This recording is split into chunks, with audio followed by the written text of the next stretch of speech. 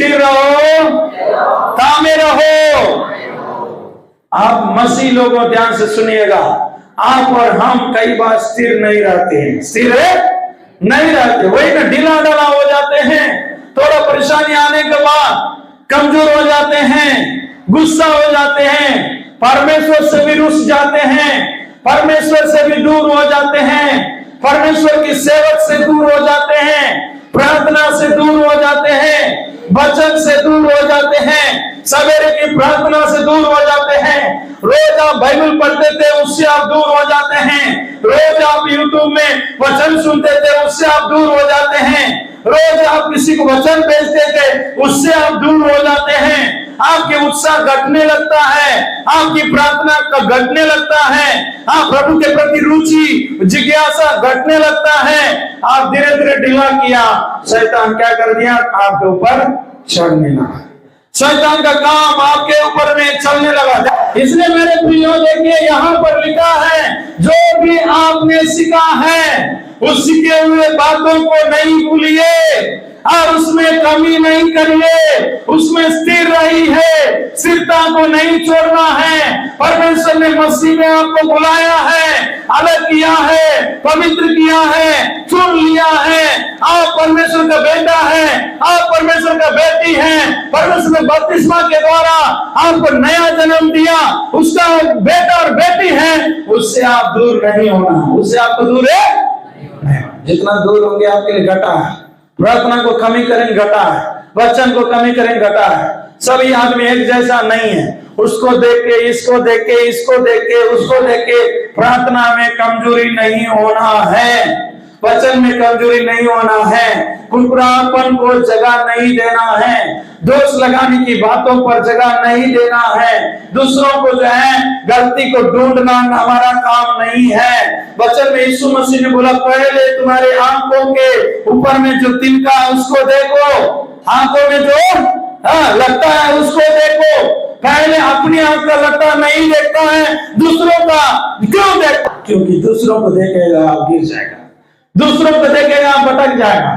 दूसरों लोगों की मान चलिए थोड़ा सा इधर उधर दो तरफा, दो नाव में यात्रा करेंगे, दो चर्च में आप जाते रहेंगे, दो शिक्षा को लेते रहेंगे, दो अगुआ को लेके चलेंगे, दो पति को लेके चलेंगे, कहीं भी आपका जीवन में सुख नहीं मिलेगा। तो इसलिए मेरे प्रिय भाई और बहनों, हम लोग जो एक ही कलीसिया, एक ही अगुआ, एक ही सेवका, एक ही सिद्धांत, एक ही जो है प्रार्थना, एक ही जो है बातों में अटल रहना है, स्थिर रहना है। और यहाँ लिखा है, जो तुमने सीखा है वचन के द्वारा, पत्री के द्वारा, यूट्यूब के द्वारा, कैसनो पास्टर के द्वारा, कमेटी के द्वारा, उस बात को तामे रहने के मतलब पकड़े रहिए, कोने के लिए नहीं दीजिए, उसको संभालिए, उसको रक्षा कीजिए, उसको पकड़े रहिए, उस बात को नहीं भूलिए, आपको दिमाग से उतरने नहीं दीजिए, आपको जीवन से हटने नहीं दीजिए। वो एक बार समझा दिया, उस बात को आप पकड़े रहिए। कई बार को 10 बार कई लोगों को समझाने के बाद भी भूल जाएगा, हाँ 10 बार समझाने के बाद भी भूल जाएगा, 10 बार समझाने के बाद भी उस बात से फिर हट जाएगा, फिर आपको समझाना पड़ रहा। देखिए, आपको समझाए हैं, पहले भी समझाए हैं, आप मसीह लोग हैं, ऐसा नहीं चलना है, फिर भी क्या है वही गलती करेगा। तो ऐसे आप बारंबार गलती करेंगे, आपके जीवन में सदा के लिए नुकसान होते रहेगा, उन्नति नहीं मिलेगा। आप एक टॉप लेवल में जाना चाहिए, कई लोगों के लिए अगुआ बनना चाहिए, कई लोगों के लिए आप आदर्श बनना चाहिए, कई लोगों को रास्ता दिखाने वाला होना चाहिए, कई लोगों को प्रभु में लाने वाला होना चाहिए। लेकिन खुद आप ढीला ढाला हो जाए। एक वचन पढ़िएगा यहाँ पर, इब्रानियों का पत्री और 12वां अध्याय उसका, हाँ इसलिए ढीले हाथों हाँ निर्बल घुटनों को सीधा करो और अपने पांवों के लिए सीधे मार्ग बनाओ, लंगड़ा भटक ना जाए, पर बला चंगा हो जाए। सब लोग मेरे पीछे बोलेगा, अभी 3 बार इसको बोलेंगे। बढ़िया वचन है, एकदम याद करने का वचन है, दिमाग में रखने का वचन है। आपका समस्या कुछ भी क्यों ना हो, वो चंगा हो जाएगा, वो समस्या दूर हो जाएगा, वो परेशानी बदल जाएगा, वो जो है घटनाएं एकदम से रुक जाएगा।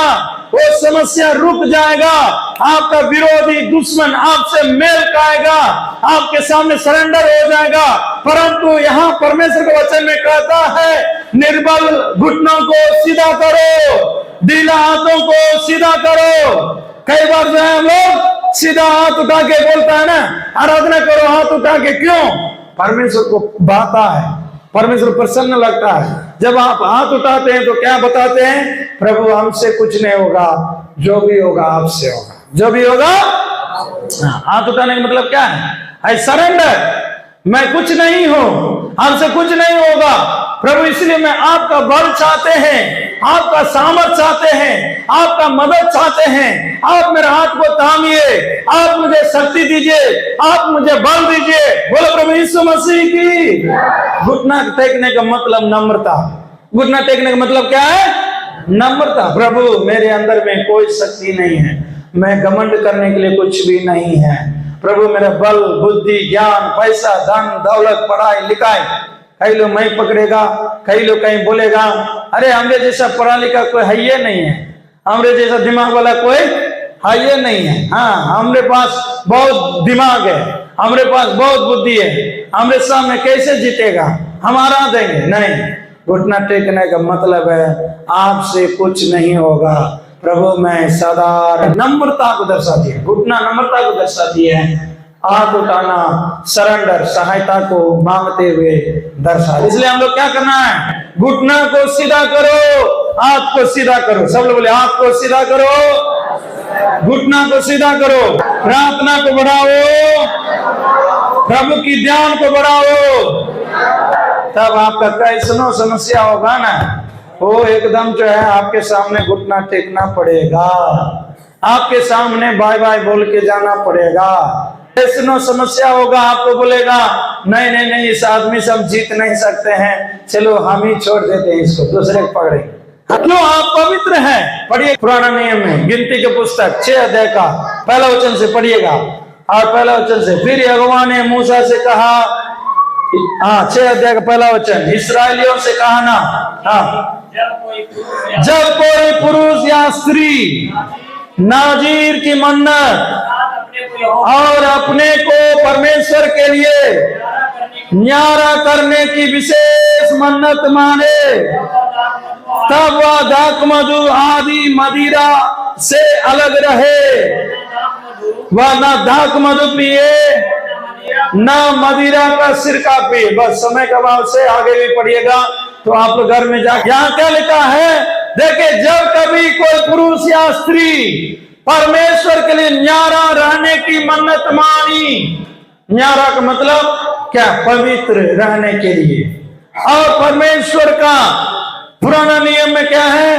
परमेश्वर मोजेस प्रभु का दास को कहा, आप लोगों को सिखाना है, लोगों को तैयार करना है, लोगों को जो है बताना है, जो कोई परमेश्वर के लिए नाजरी का न्यारा रहने का मन्नत माना है, तो उनको अपने आप को बचाने के लिए कहना है। हालेलुया।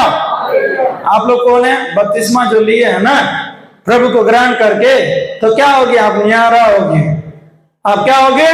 प्रभु के लिए आप समर्पण कर दिए, प्रभु के लिए मन्नत माने, प्रभु के लिए आप संकल्प लिए, हम जब तक रहेंगे तब तक पवित्र रहेंगे, परमेश्वर को छोड़कर किसी भी कोई भी मनुष्य को पूजा नहीं करेंगे, और हम परमेश्वर को छोड़ करके और मनुष्य इच्छा के अनुसार नहीं चलेंगे, और जो है प्रभु का विधि नियम को पालन करेंगे, प्रभु के लिए हम पवित्र रहेंगे, निराला रहेंगे, न्यारा रहेंगे। परमेश्वर बोल रहा, जो अपने आप को न्यारा के रूप में मतलब जो है समर्पण किया है, वो नशा से दूर रहना। किससे दूर रहना? नशा से।